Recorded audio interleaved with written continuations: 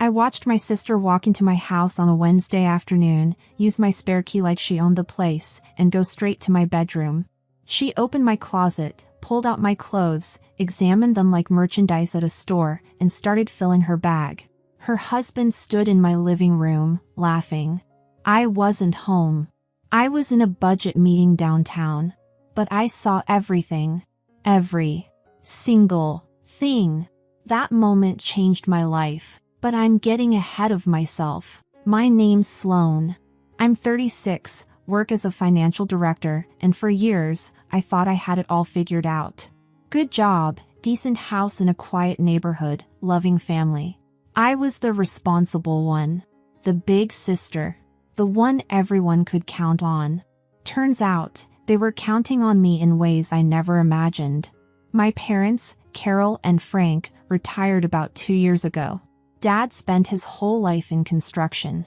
Mom was a nurse. Their pensions barely covered the basics, so I helped out. Utilities, groceries, the unexpected expenses that pop up when you're in your 70s. It felt right. They'd raised me. This was my turn. Then there's Bailey. My baby sister, 7 years younger, which makes her 29. Got married last year to this guy Garrett. Real charmer. That one. The kind of guy who smiles with his mouth but not his eyes. Here's the thing about being the eldest daughter in a family like mine. You become the backup plan. The safety net. The person everyone calls when things go wrong. I'd been Bailey's personal ATM since I landed my first real job after college. She was still in high school then, always needing money for something. New outfit for a party. Concert tickets. Whatever teenage girls want. I didn't mind. Big sister duty, right? But Bailey never stopped asking. Even after she graduated, got her own job at some marketing firm. The requests just evolved. Got bigger. More frequent. Sloan, I need a haircut from that expensive salon downtown. Sloan, my friends and I want to try that new restaurant everyone's talking about. Sloan, Garrett and I can't quite make rent this month. My typical month looked like this: mortgage payment, parents' utilities, parents' grocery money, Bailey and Garrett's rent, and whatever random request came through that week. I was basically supporting 5 adults including myself. But here's the thing, I could afford it. The job paid well. I didn't have kids, didn't date much. What else was I going to spend it on? 3 months ago, our neighborhood started having problems. Break-ins, mostly. Cars getting rifled through. One house 2 blocks down got hit while the family was at dinner. I called Sentinel Security, this company my coworker recommended. The installation guy was thorough. Professional. You want just the basics or the full package? He asked. What's the full package? Cameras around the whole perimeter. Motion sensors. Cameras inside the main areas. Everything uploads to cloud storage. You can watch live from your phone. Let's do it. Better safe than sorry. They installed everything the next week. 8 cameras total. 4 outside, 4 inside. The app on my phone showed me every angle of my house. Pretty cool, actually. I could check if I'd left the garage door open, see when packages got delivered. I didn't mention it to my family. Not for any sneaky reason. It just didn't come up. They didn't visit often anyway. And when they did, who sits around discussing security cameras? About 2 weeks after installation, I came home from work on a Tuesday. Something felt off the second I walked in. Nothing obvious. Just that feeling like someone had been there. The air felt different. My coffee mug wasn't where I'd left it on the counter. The throw pillows on the couch looked disturbed. Little things that made me pause. You're being paranoid, I told myself. Too many true crime podcasts. But the feeling stuck. I walked through the house twice, checking windows, making sure the back door was locked. Everything seemed fine. I made dinner, watched Netflix, went to bed. The weird feeling faded over the next few days. Work got busy with quarter-end reports. I was staying late most nights, coming home exhausted. Then came the corporate party incident. 3 weeks after that strange Tuesday, our company was hosting this fancy dinner thing. Black tie optional. I remembered this gorgeous silver handbag I'd bought about a year ago. Spent way too much on it, one of those designer pieces you see in a store window and just have to have. Only used it once, at my cousin's wedding. I went to my closet where I kept my good bags on the top shelf. It wasn't there. Okay, maybe I moved it. I pulled everything out of that closet. Checked the guest room closet, the hall closet, under my bed, the garage where I had boxes of old stuff. Nothing. I was going crazy looking for this thing. It was Friday night. Party was Saturday. I called Bailey. Hey, did I ever lend you my silver clutch? The Prada one? What? No. Why would you even ask that? She sounded offended.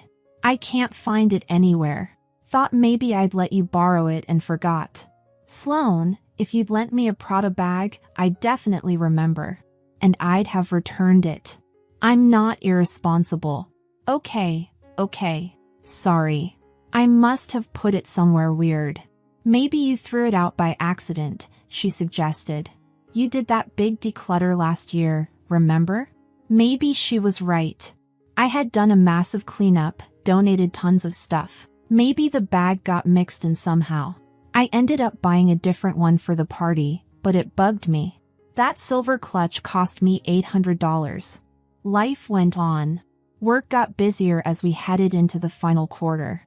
I was practically living at the office, leaving at 8 or 9 most nights. Weekends were for laundry and sleep.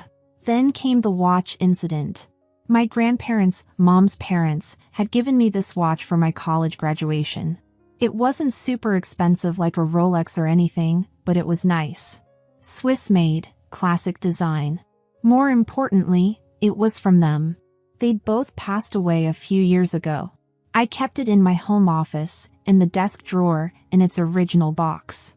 I didn't wear it often, but I liked knowing it was there. I was doing a deep clean one Saturday. The kind where you actually move furniture and vacuum behind things. I was organizing my desk drawers when I opened the one with the watch box. The box was there.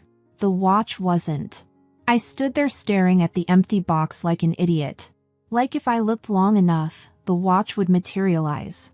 I tore that office apart. Moved the desk completely, checked every drawer 3 times, looked in every room of the house. That watch was gone. I made myself coffee and sat down to think. Really think. First, the feeling that someone had been in my house. Then the missing handbag. Now the missing watch. Once is an accident. Twice is coincidence. 3 times is a pattern. Someone was taking my things. But how? The house was always locked. I had an alarm system. The only people with keys were my parents. I'd given them a spare set when I bought the house 4 years ago. For emergencies. No way.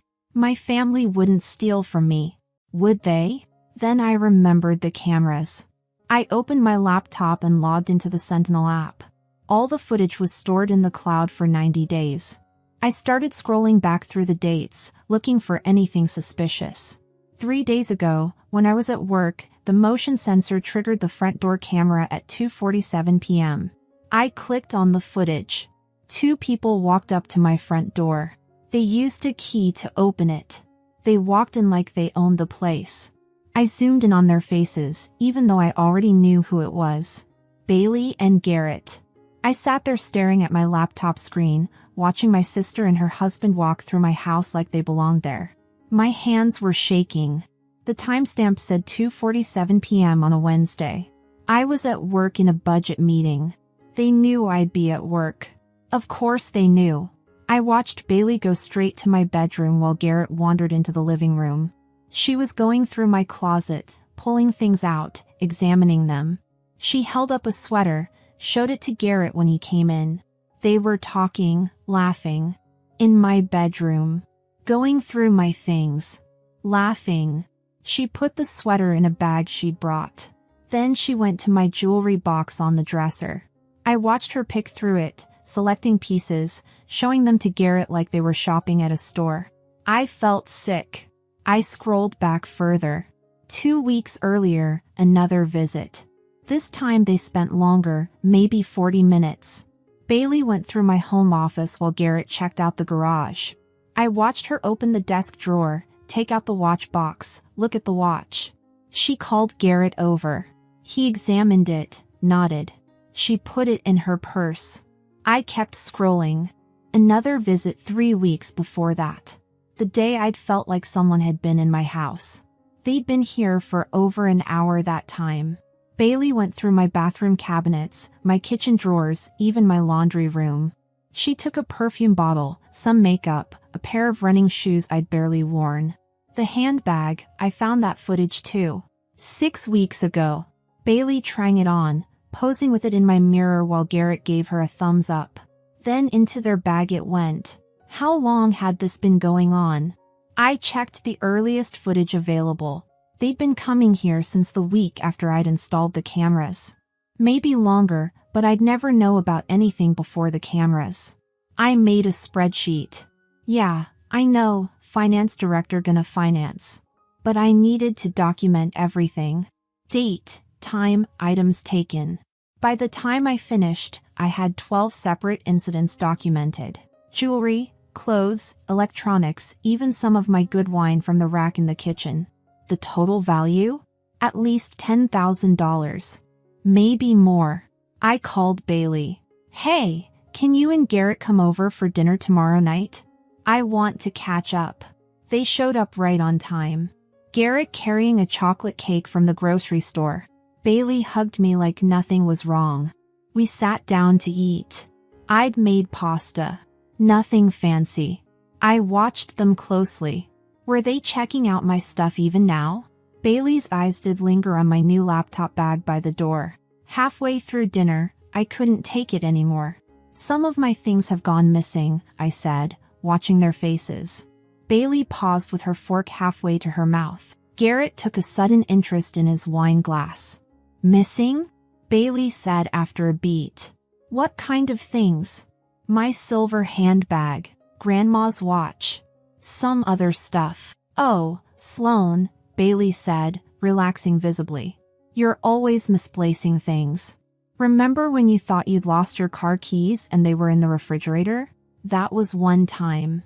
And I was 22. Still. You work so much, you're probably just tired and putting things in weird places. I slammed my fist on the table. They both jumped. I know it was you, I said. I know you've been coming here and taking my things. Bailey's face went red. What? That's crazy.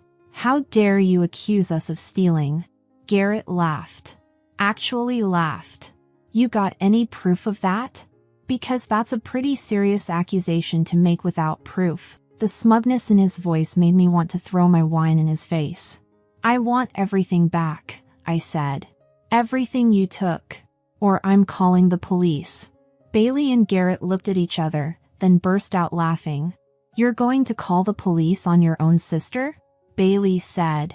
Please. You won't do that. Besides, Garrett added, so what if we took a few things? You can afford it. You should have offered us more money anyway. We're struggling. I got laid off 2 months ago. You got laid off 2 months ago and didn't tell me? Why would we? Bailey said. So you could lecture us about responsibility? We managed fine. By stealing from me. Oh, please. It's not stealing. We're family. What's yours is mine, right? That's what family does. Get out of my house, I said quietly. They left, still laughing. Garrett calling back that I needed to chill out and stop being so dramatic. The second they were gone, I called my mother. Mom, Bailey and Garrett have been stealing from me. They've been coming into my house when I'm at work and taking my things. What? Sloan, that's ridiculous. It's not ridiculous. It's true. And if they don't return everything or pay me back, I'm going to the police. Silence on the other end. Then Mom's voice, cold and hard. You will not involve the police in family business. Your sister makes less money than you. You buy all these expensive things, flaunting them. Can you blame her for being tempted? Are you seriously defending theft right now? It's not theft. You're being dramatic. And if you go to the police, your father and I will cut you off completely. No contact. Is that what you want? She hung up on me. I sat there in shock. My mother had just threatened to disown me for wanting to report a crime. I spent the next hour editing the security footage into a single video showing every incident. Bailey and Garrett entering my house, taking things, leaving with bags full of my belongings. Crystal clear evidence. I sent it to Bailey, Garrett, and my parents with a message: return everything or pay me $10,000 for what you stole. You have 1 week or I go to the police. My phone immediately exploded with calls and texts. I didn't answer any of them. Bailey's texts were the worst. You filmed me without permission. That's illegal. I'll sue you. Moms were all about family loyalty and how I was betraying them. Dad texted once, very disappointed in you. The locksmith came at 8 the next morning. 3 hours and $600 later, every lock was changed. I didn't make spare keys for anyone this time. The texts kept coming all week. Bailey switched between anger and manipulation. How could you do this to family? I'm your baby sister.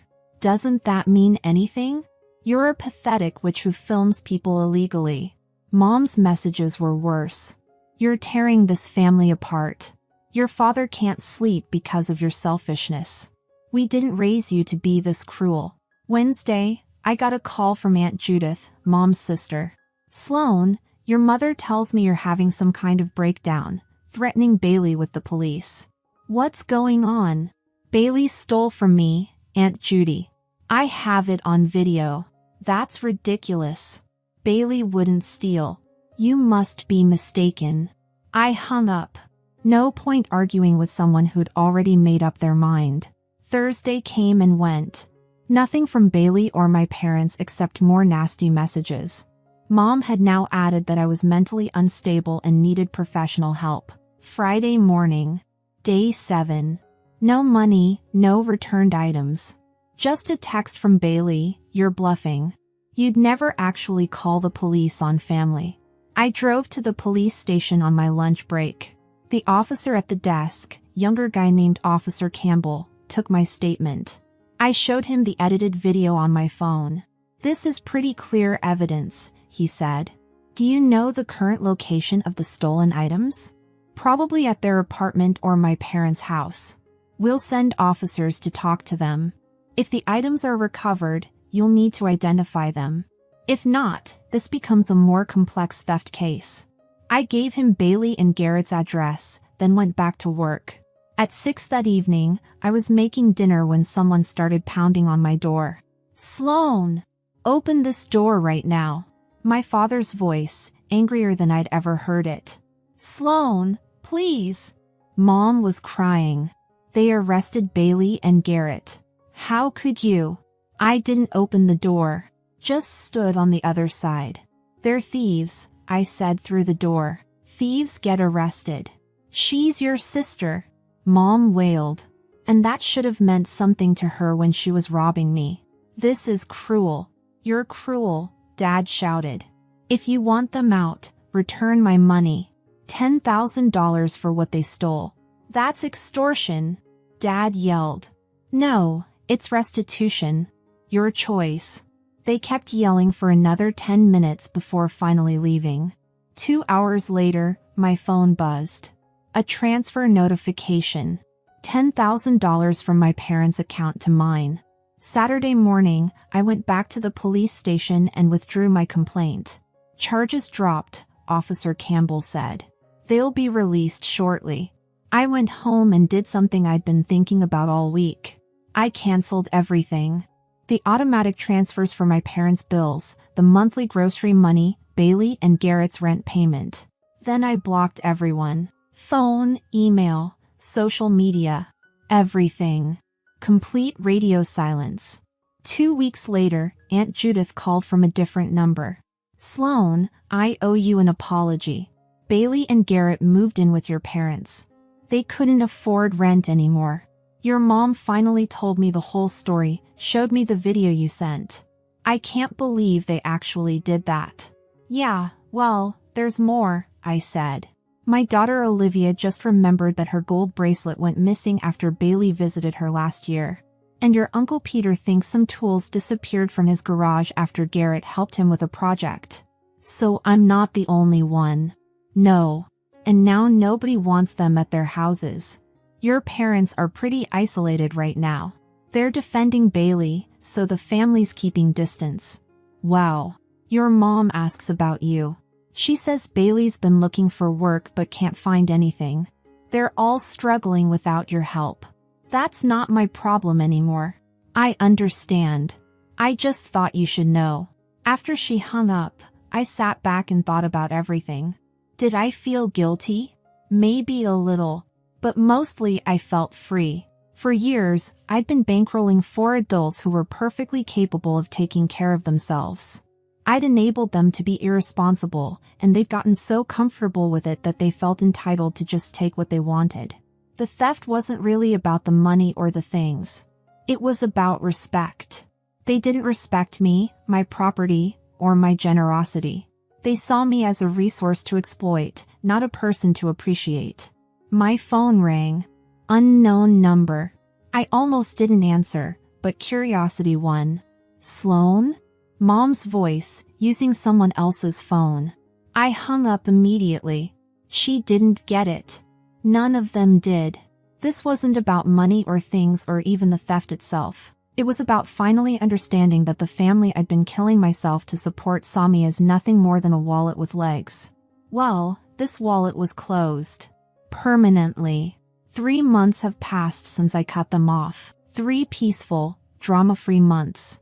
At first, I kept expecting to cave. Every time I'd see a family at a restaurant or hear a coworker talk about their parents, I'd feel this pang of guilt. Was I being too harsh? Should I reach out? Then I'd remember Bailey laughing in my face while sitting at my dinner table, eating food I'd cooked, after stealing from me for months. I'd remember Garrett's smug voice saying I should have given them more money. I'd remember Mom defending theft because Bailey earned less than me. The guilt would disappear pretty quick after that. Aunt Judith became my only connection to what was happening with them. She'd call every few weeks with updates I hadn't asked for but couldn't help listening to.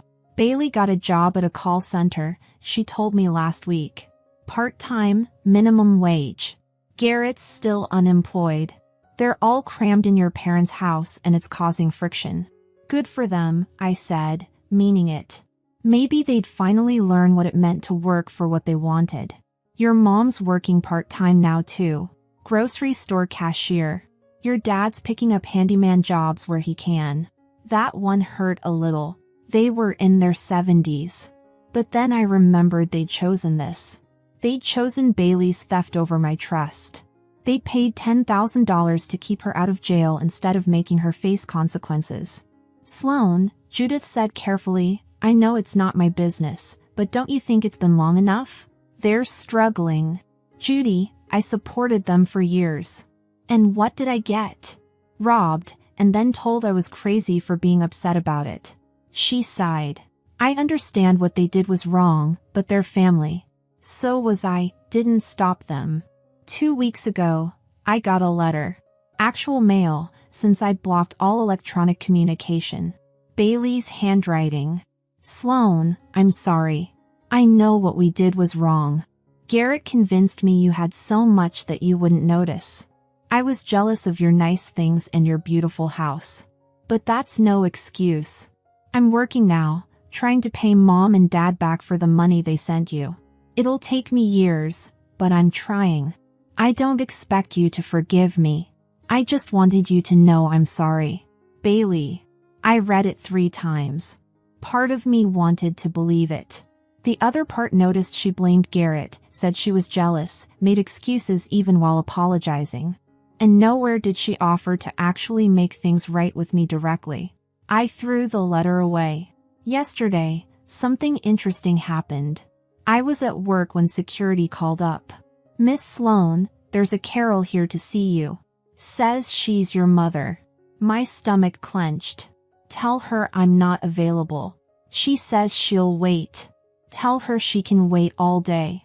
I won't see her. An hour later, security called again. She's still here. She asked me to tell you she has something for you. I almost caved. Almost. I don't care. If she's not gone in 10 minutes, call the police for trespassing. She left. Last night, I found a box on my doorstep. No note, but I recognized Mom's careful packing. Inside were some of my things, the silver handbag, Grandma's watch, a few pieces of jewelry. Maybe a quarter of what was stolen. It was something, I guess. But it wasn't enough.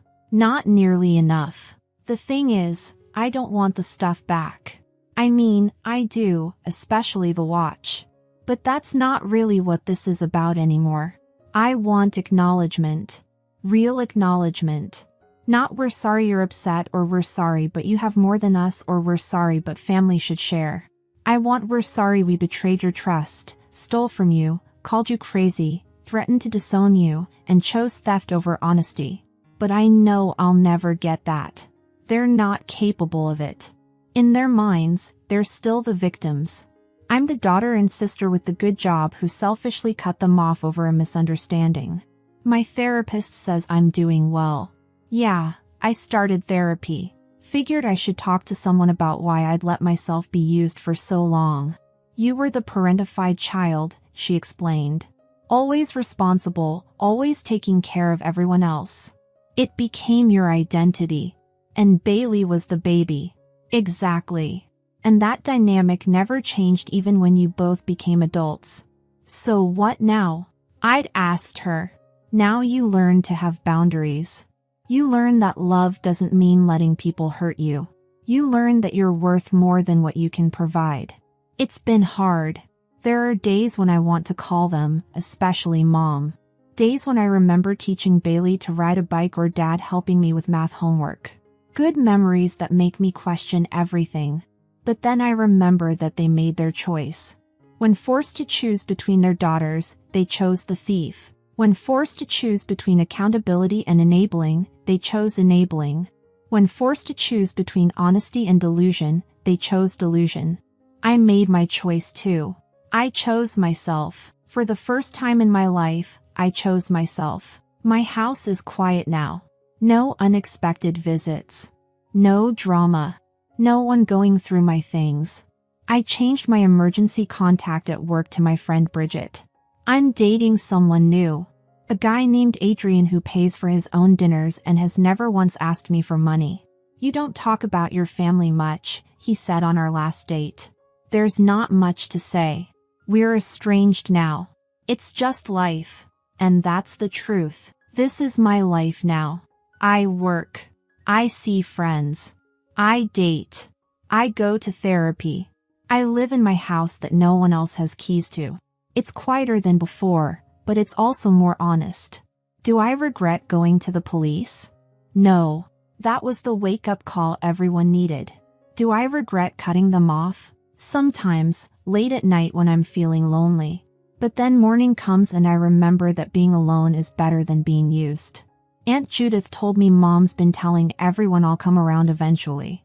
That I'll forgive and forget like I always do. She's wrong. The old Sloane would have, the one who paid everyone's bills and ignored being taken advantage of. But that Sloane is gone. She had to be. She was killing herself trying to support people who saw her as nothing more than a bank account. This Sloane, the one who stands up for herself, who demands respect, who refuses to be stolen from, this Sloane is here to stay. I don't need their apologies anymore. I don't need their acknowledgement. I don't need anything from them at all. For the first time in my life, I'm free. And I'm never going back. Thanks for listening, and if this story resonated with you, share it with someone who needs to hear it. Don't forget to comment and subscribe for more stories about standing up for yourself, setting boundaries, and choosing your own worth. Family isn't just blood, it's respect, trust, and how they treat you when no one's watching.